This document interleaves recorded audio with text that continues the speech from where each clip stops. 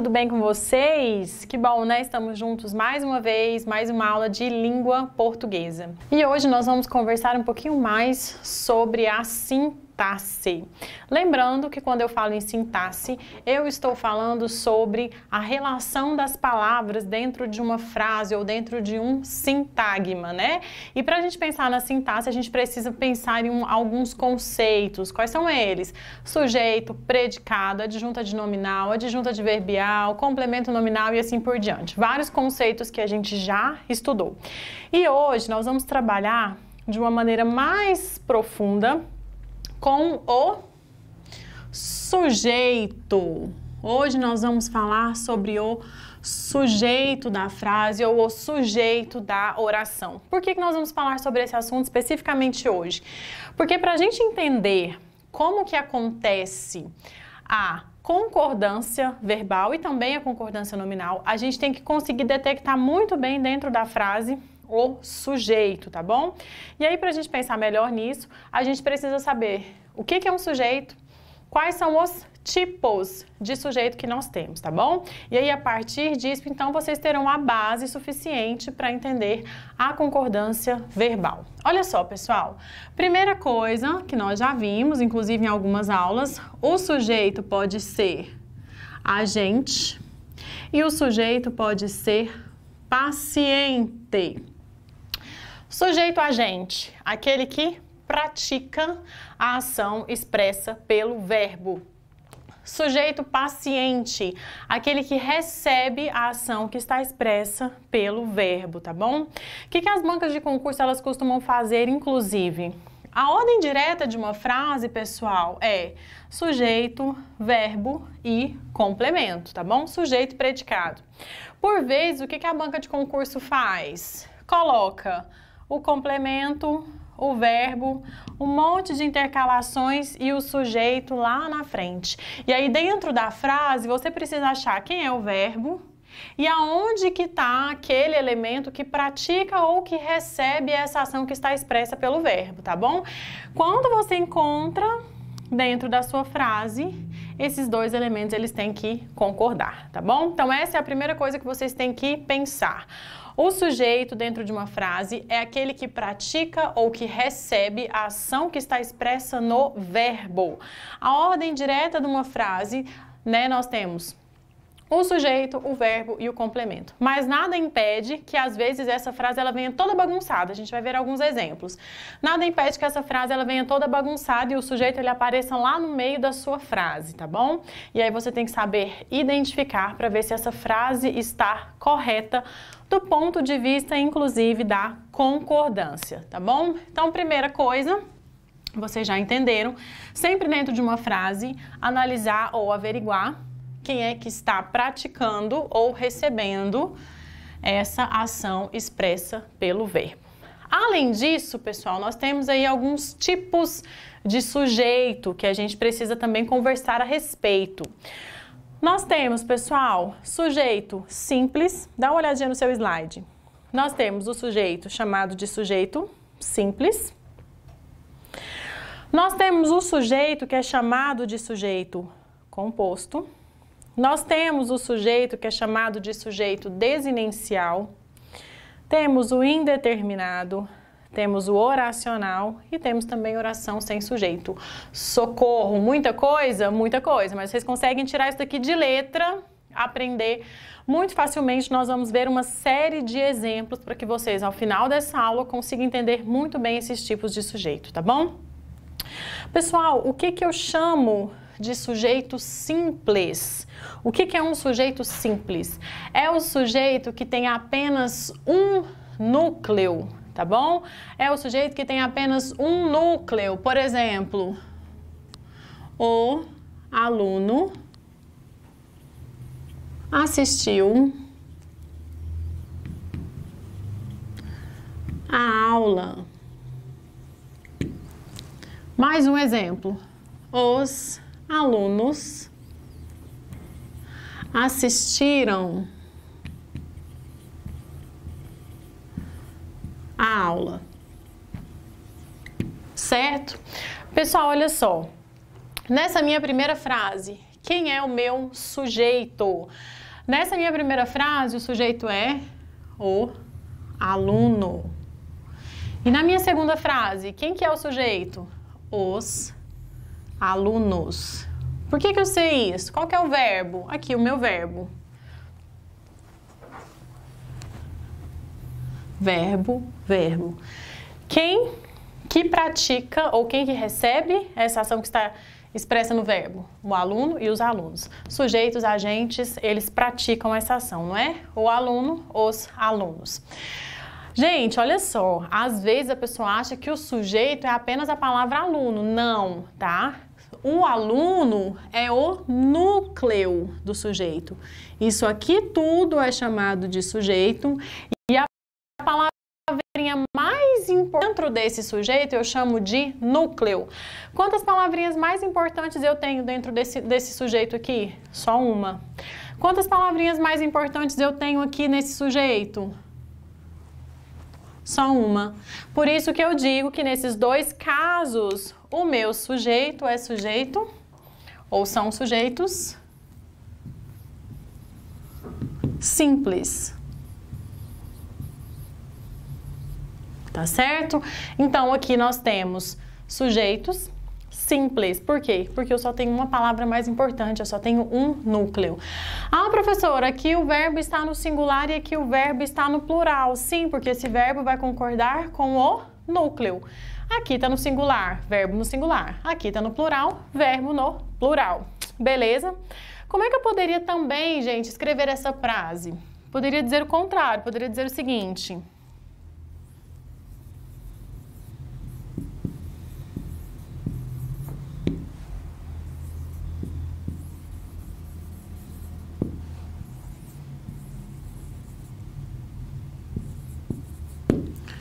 Poderia fazer isso daqui? Assistiram a aula os alunos? Poderia. Mudou o sujeito? Não, o sujeito é o mesmo. Ele só foi colocado em outro lugar. Posso fazer isso? Posso. Qual que é um grande problema que as pessoas costumam cometer aí? Um grande erro que as pessoas costumam cometer? Na verdade, como o verbo vem primeiro, as pessoas tendem a fazer isso daqui, ó. Assistiu a aula os alunos. As pessoas fazem muito isso, tá certo ou tá errado? Está errado. Por quê? Porque aqui o meu núcleo do sujeito está no plural. Então, o verbo, né, ele também tem que vir no plural, mesmo que eu não esteja nessa ordem direta aqui, tá bom? Continua sendo sujeito simples, mas que apareceu lá no final da minha frase. Pode acontecer. E aí, eu tenho que achar o meu verbo, né? Vamos colocar isso aqui certinho. Eu tenho aqui o meu verbo, opa, quem é que está praticando ou recebendo essa ação que está expressa pelo meu verbo? Os alunos. Ah, esse núcleo aqui está no plural, então o meu verbo também tem que estar no plural. Beleza? Essas são as implicações ou os detalhes que vocês precisam pensar no sujeito simples. Então, o sujeito simples é aquele que apresenta apenas uma palavra mais importante. Se esse é o simples, o que seria o sujeito composto? Vamos anotar uns exemplos do sujeito composto? Se o simples tem apenas um núcleo, o composto, então, deve ter 2 ou mais núcleos, tá bom? O sujeito composto deve ter 2 ou mais núcleos. Vamos ver os exemplos? O aluno e a aluna.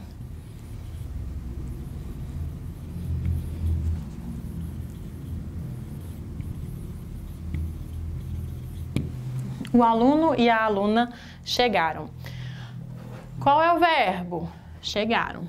Quem foi que praticou essa ação? Quem praticou, quem foi que recebeu essa ação que está expressa por esse verbo? O aluno e a aluna, não é isso? Tudo isso daqui eu chamo de sujeito. Qual é a palavrinha mais importante desse meu sujeito? Só tem uma. Posso falar que é o aluno? Posso falar que é a aluna? Ou são os dois? Acertou quem falou que são os dois, tá?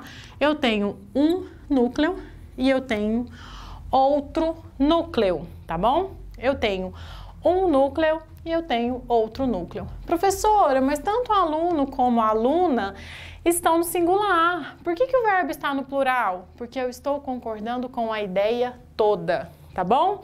Então, se você tem vários núcleos, ainda que eles estejam no singular, o seu verbo vai ficar em regra no plural, beleza? Poderia escrever essa frase de outra forma? Poderia escrever.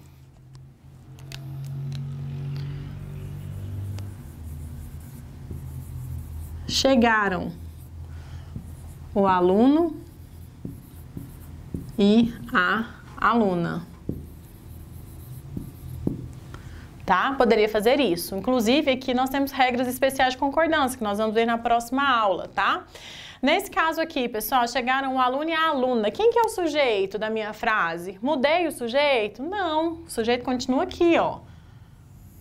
Por quê? Porque o aluno e a aluna praticaram essa ação. E aí, as pessoas às vezes confundem muito porque trocam essa ordem aí da frase, tá bom? Deu para entender, pessoal, o que é um sujeito composto? Sujeito composto é aquele que apresenta dois ou mais núcleos, ou seja, duas ou mais palavrinhas principais nessa construção. Terceiro tipo de sujeito que nós temos é o sujeito chamado de sujeito desinencial, também chamado de sujeito oculto, tá bom? Vocês já devem ter ouvido falar nisso. O que significa isso? O sujeito oculto é aquele sujeito que não está aparecendo, mas que eu consigo identificar pelo quê? Eu consigo identificar pela desinência. Eu também chamo esse sujeito de sujeito desinencial. O que significa isso? Se eu disser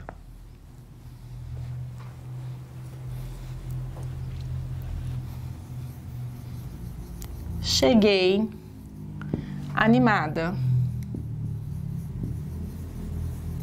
para a aula. Posso dizer também chegou animado.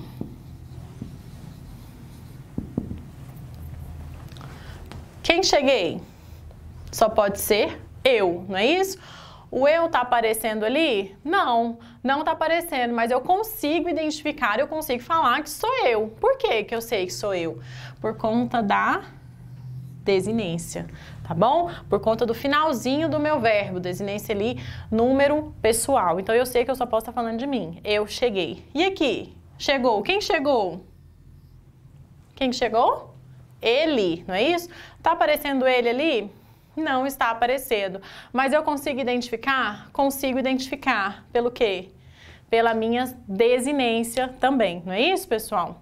As desinências número pessoais e modo temporais, elas nos ajudam a identificar quem é esse sujeito, tá bom? Então esse é o terceiro tipo de sujeito, que às vezes ele não aparece, não é isso? Mas eu consigo identificá-lo pelas desinências, modo temporais e números pessoais que aparecem aqui dentro do meu verbo, tá bom? Vocês conseguem perceber que a gente vai linkando os nossos assuntos, né? Algumas coisas aqui vocês só vão entender de maneira eficiente se vocês se lembrarem dos conceitos que a gente viu lá nas aulas de morfologia, não é isso? Então sempre, gente, tem dúvida? Para entender aqui o plano da sintaxe, você vai ter que voltar lá na morfologia, né? Lembrando que é por isso que a gente fala em relações morfossintáticas, porque é o momento que nós vamos juntar as palavras, né? Morfologia. Nós vamos pensar nas palavras juntando e pensando nas frases, e aí a gente entra num plano sintático, beleza?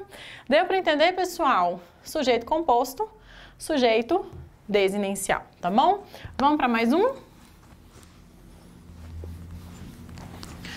Próximo tipo de sujeito, que inclusive é um tipo de sujeito que é utilizado nas provas, na hora de fazer as redações. As pessoas gostam muito. Sujeito indeterminado.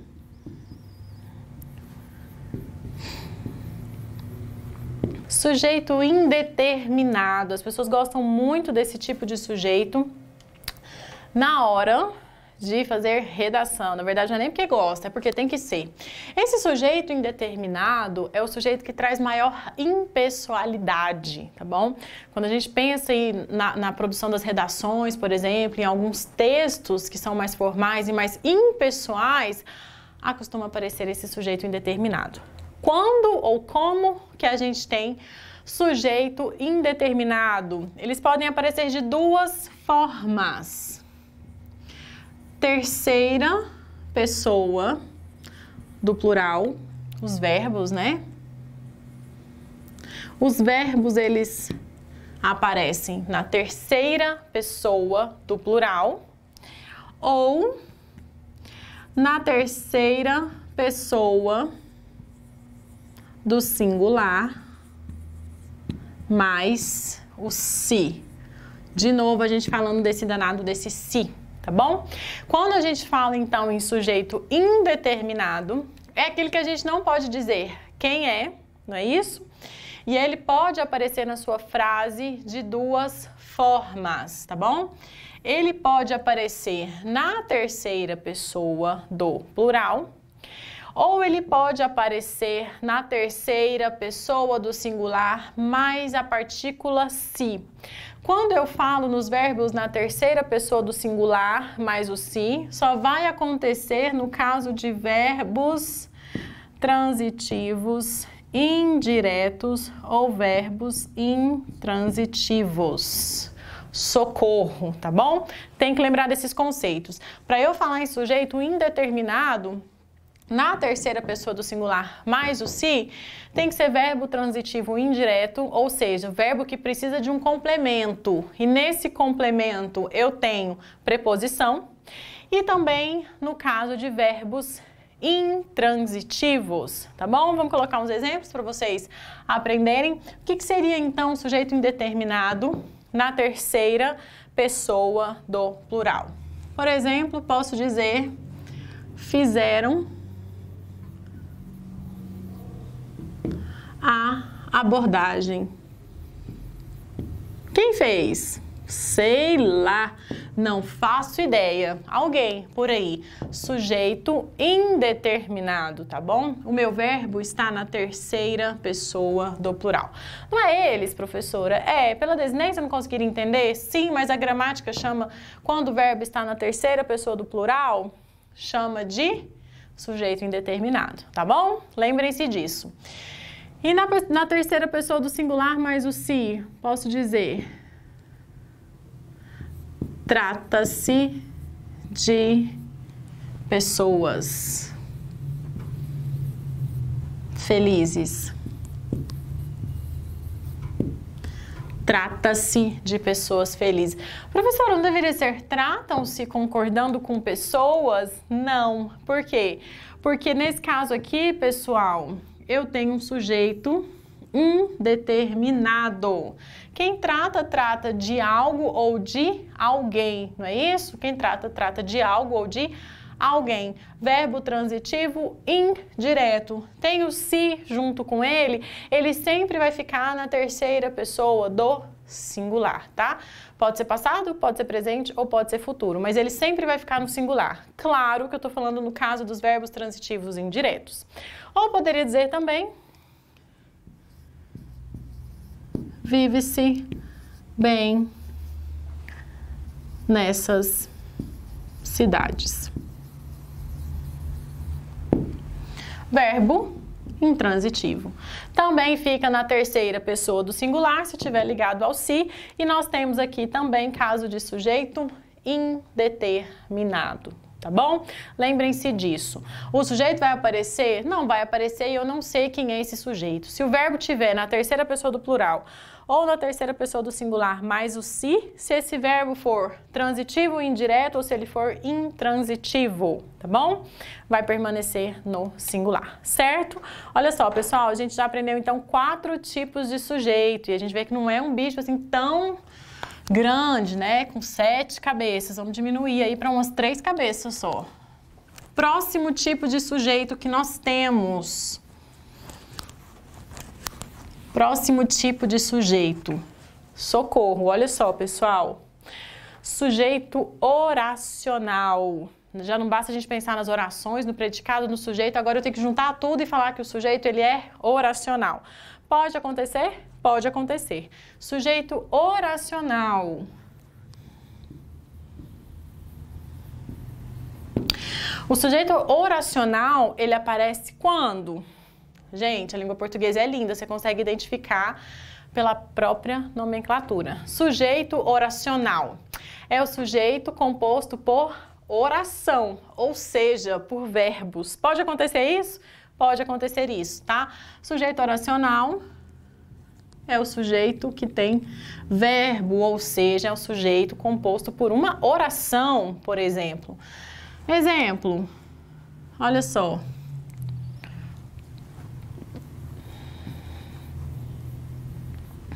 Nadar faz bem para a saúde. Posso dizer isso? Posso dizer isso. Qual que é o verbo que nós temos aqui que está conjugado? Faz. O que faz bem? Quem está aí praticando ou recebendo essa ideia do verbo? Nadar. Nadar que faz bem, não é isso? É nadar que faz bem. Nadar é um verbo que está na sua forma infinitiva, tá bom? Então, o meu sujeito é composto por um verbo. Isso pode acontecer? Pode acontecer sim, tá? Poderia falar nadar, correr e andar faz bem para a saúde, tá bom? Então, se você tem um verbo na sua forma nominal e um verbo conjugado, você tem aqui um sujeito oracional, tá bom? Esse aí, então, é mais um tipo de sujeito. E aí nós temos regras especiais que nós vamos ver lá na concordância. Por exemplo, o verbo conjugado sempre fica na terceira pessoa do singular. Mas calma, que nós vamos estudar isso melhor na nossa próxima aula.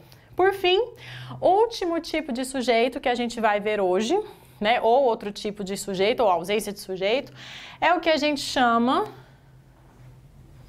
de oração sem sujeito. Cuidado para não confundir sujeito oracional com oração sem sujeito, tá bom? Olha só.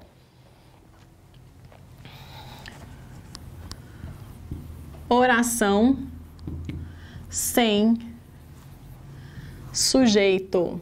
Pode acontecer isso? Pode acontecer isso. Podemos ter casos em que a minha oração ou a minha frase não tenha sujeito. Ah, professora, mas não é quando não está aparecendo? Não. Às vezes você tem lá um sujeito oculto, que você consegue identificar pela desinência. Às vezes ele é indeterminado, mas tem as suas particularidades, né? E aí, gente, o que seria a oração sem sujeito? A gente chama uma oração sem sujeito quando nós temos ali 3 casos específicos, tá bom? Para eu falar que uma oração é sem sujeito, eu tenho que ter casos específicos. Primeiro caso em que a minha oração vai ser sem sujeito, quando eu tenho fenômenos da natureza. Tá bom? Quando eu tenho fenômenos da natureza, minha oração é sem sujeito. Ventou muito, venta muito, choveu, chove, choverá, tudo isso, gente, o verbo ele tá conversando por si só, né? Quem que vai chover? A chuva? Oração sem sujeito, a gente não consegue nem identificar. O verbo ele fala sozinho, ele fala por si só, a gente não precisa de um sujeito. Então, o primeiro caso de oração sem sujeito é quando nós temos verbos que expressam fenômenos da natureza. Próximo caso que a gente tem aí, em que as orações também são sem sujeito. Quando eu tenho verbos fazer e estar, os verbos fazer e estar, tá bom? Indicando tempo meteorológico ou tempo transcorrido.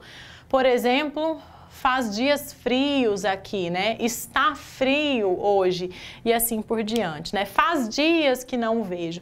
Então, sempre que nós tivermos o verbo fazer e o verbo estar, indicando tempo transcorrido, faz dias que não o vejo, por exemplo. Ou indicar clima, né, aspectos meteorológicos, nós vamos dizer também que essa oração é sem sujeito, tá bom? E o próximo caso que a gente tem aí para chamar uma oração de oração sem sujeito é quando nós temos o verbo haver no sentido de existir. O verbo haver no sentido de existir, tá bom? Também constituem orações sem sujeito, tá bom? O verbo haver no sentido de existir ou de ocorrer também, podemos pensar assim, né? Também compõem orações sem sujeito, tá bom? Por exemplo, há muitas pessoas interessadas na aula, haverá muitos dias bons, né? Existirão muitos dias bons, tá certo? Então, nesses três casos aqui, se aparecer ou verbos indicando fenômeno da natureza, ou verbo fazer e estar indicando tempo transcorrido ou clima, né, aspectos meteorológicos, ou o verbo haver no sentido de existir ou ocorrer, o que você vai falar? Você vai falar que essa oração é uma oração sem sujeito. Posso dar um spoiler das aulas de concordância? O que acontece nesse caso? Se aparecer um desses verbos aqui, eles sempre vão ficar na terceira pessoa do singular, tá bom? Por exemplo, haverá dias melhores ou haverão dias melhores? O que vocês acham? Muita gente deve estar respondendo aí, haverão. Não é, haverá, tá bom? Haverá dias melhores. Por quê, professora? Porque o verbo haver no sentido de existir sempre permanece na terceira pessoa do singular, tá? Ele pode ficar no passado, no presente ou no futuro, mas sempre no singular. Se eu disser houveram dias ruins, tá certo ou tá errado? Errado. O que eu tenho que falar? Houve dias ruins, porque tem o sentido de existir, né? Existiram dias ruins, houve no singular dias ruins. Por quê? Porque o verbo haver no sentido de existir sempre permanece na terceira pessoa do singular. E as pessoas confundem isso, tá bom? Gravem esse detalhe aí e com isso então a gente aprendeu todos os tipos de sujeito, tá bom? Super importante. É uma base que a gente precisa construir para entender as regras de concordância verbal. Para recapitular, fechando nossa aula, sujeito simples. Um núcleo, sujeito composto, dois ou mais núcleos, sujeito desinencial ou oculto, aquele que não aparece, mas a gente consegue identificar pela desinência. Sujeito indeterminado, acontece em dois casos, na terceira pessoa do plural ou na terceira pessoa do singular, mais o se o verbo for transitivo, indireto ou intransitivo. Sujeito oracional, uma própria oração ou um verbo na sua forma nominal é o sujeito da minha oração. E por fim, oração sem sujeito, que acontece nesses três casos. Beleza, pessoal? Vou ficando por aqui. Espero que vocês tenham compreendido, entendido toda essa história do sujeito. E a gente se encontra na nossa próxima aula para falar um pouquinho mais sobre sintaxe. Até lá!